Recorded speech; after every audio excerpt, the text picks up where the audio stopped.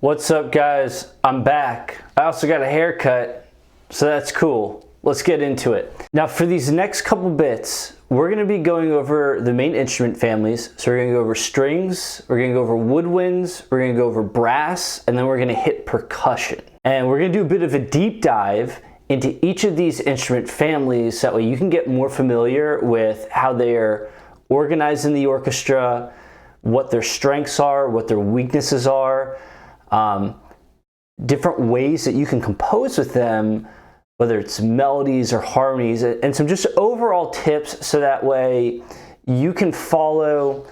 I hesitate to say the word best practice because really I don't want you to have any constraints around the orchestra, but know how things have been composed in the past and achieve a more realistic sound.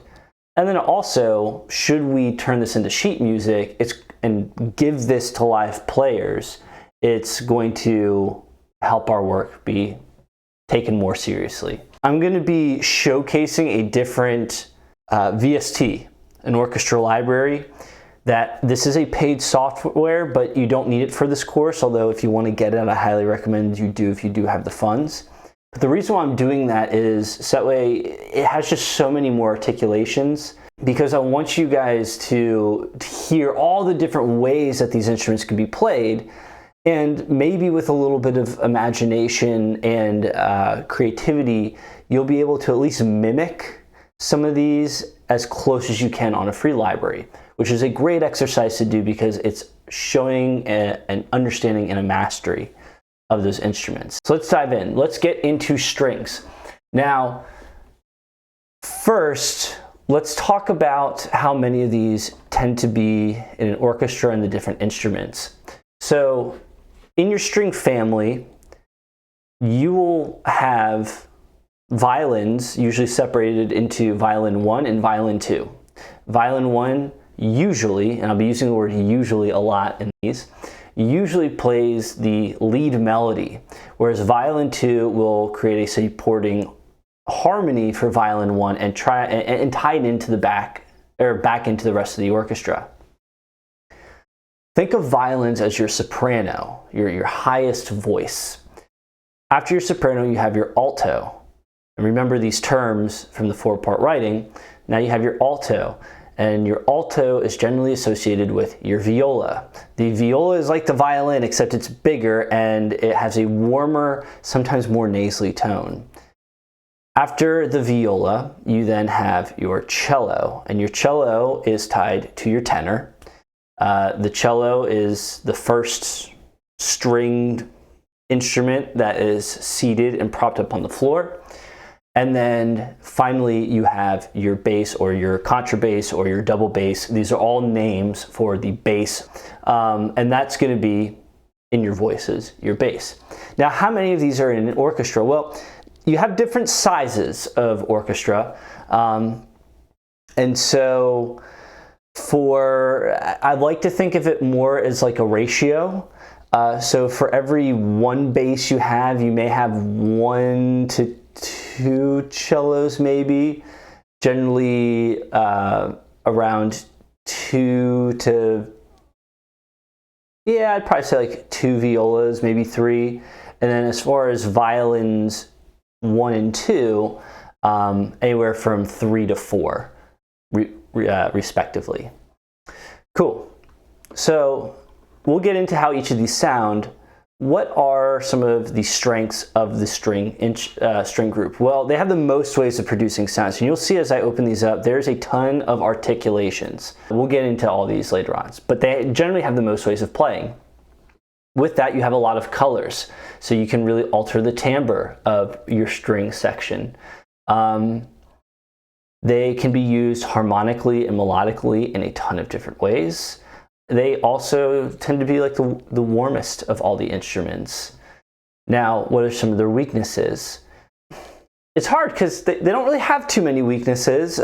So finally, some general rules of thumb with this. One, the higher register voicing instrument, the more nimble it is, so you can play faster, more agile passages. So you might be able to pull off that chromatic thing that I just played for the violin. Probably not so much for the bass.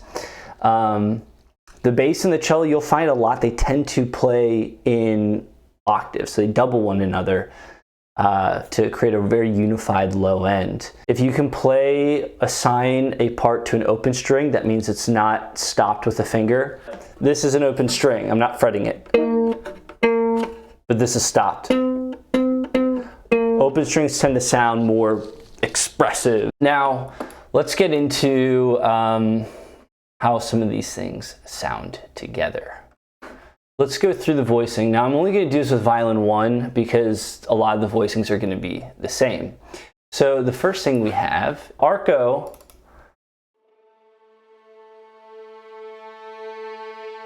is like legato, but it's going to come up and it's going to go down. You're literally bowing into the string and bowing out of it. So again, not too much of a difference, and you could probably figure out how to mimic that on something that doesn't explicitly have arco or legato. Let's do sul tasto versus, they have ponticello, tremolo sul pont. Oh, they've got to have it in here. But we'll do tasto and then tremolo, and you'll hear the difference. I know I have a library in here, but I'm not going to go hunt it down. So here's sul tasto. I'm actually going to turn this up so you guys can hear it better.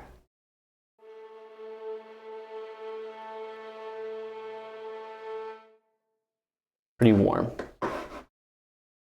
Compare that with sul ponticello.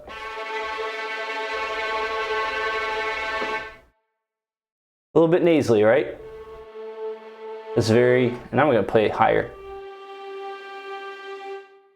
Tasto, ponticello, right? That pont has a more bright, hollow sound. Harmonics. At that, trills are just notes played back and forth very quickly. So this is a minor second, so think like Jaws theme. Very kind of scary sounding. There's a major trill. A little happier. Again, you could program this even if they don't have trills within the BBC. Vibrato.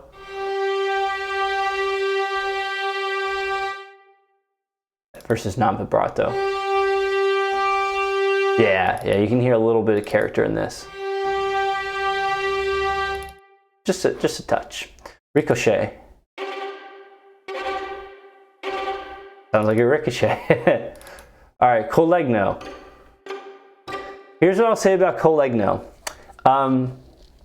If you're gonna have this played live, and I learned this from Jason Allen, try not to have collegno, because basically they're taking the wood of their bow and hitting it into the instrument, and for instruments and bows that cost thousands of dollars, probably don't really want to ask them to do it that much, if at all.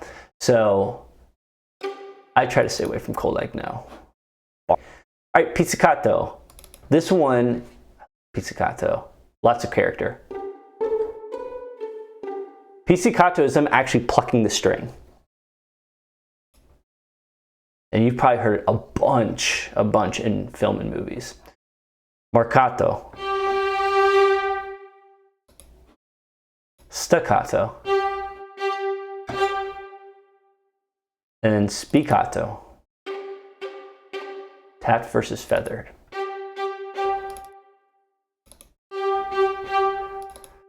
You can kind of feel like there's subtle differences, right, between staccato and spiccato. Spiccato almost feels like it's drawn, where like staccato feels like it's like almost slapped. But yeah, subtle differences. So those are some articulations. Now in BBC orchestra, you'll notice we don't really have that many. We have long, which is like essentially your legato.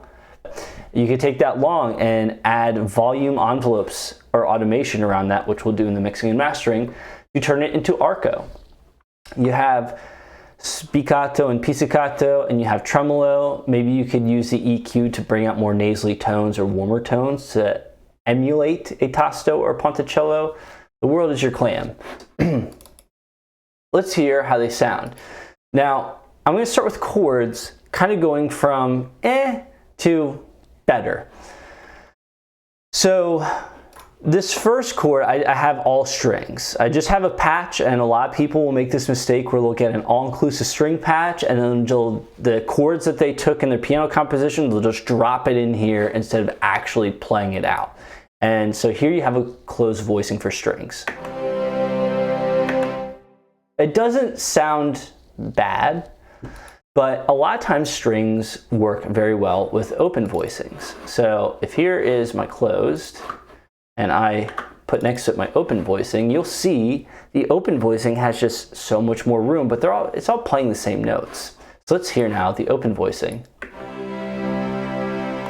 Already that sounds more wide and open and large. Okay, but what happens if I break it out into its individual instruments? Well, I took these 4 notes in the all strings and I assigned them to each of our instruments. Now let's hear the difference. Oh, let me turn that violin down. It's got a little bit more life to it. However, what if we follow some best practice rules, if you will, rules of thumb? Here's what this could sound like with strings. And this is all C major. So much more lively. So let's hear what we had before, where again, a person may take their block chord and just drag it into this patch versus taking the time and doing it right. It's a night and day difference. So what did we do? Well, again, there's not any hard and fast rule, but generally strings do well with open voicings. 2, you'll see as I open this up, here I have my bass highlighted. This is my bass, and then my cello is doubled an octave above. So the bass and the cello play really nicely together. Well, then what do I have? I have my violas, and in my violas, while they're covering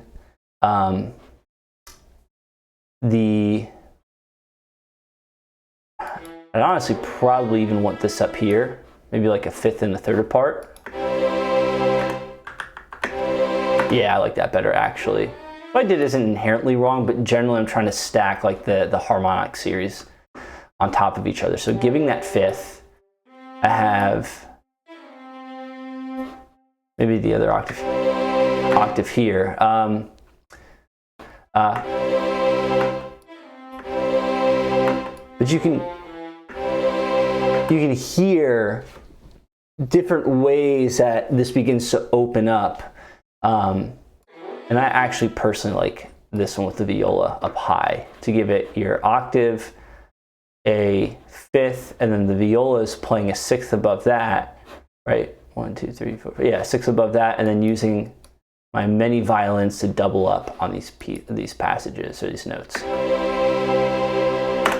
Beautiful. Versus,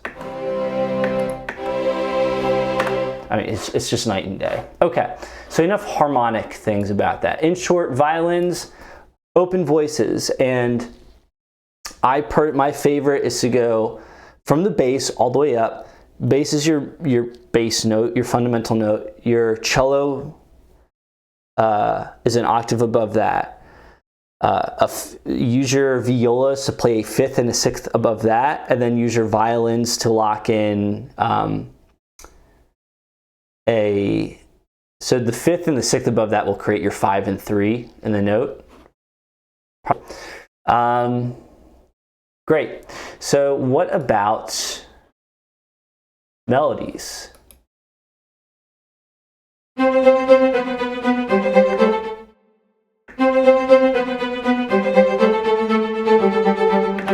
So I just did a little quick ostinato melody there. Again, they do pretty good with rhythmic, melodic passages.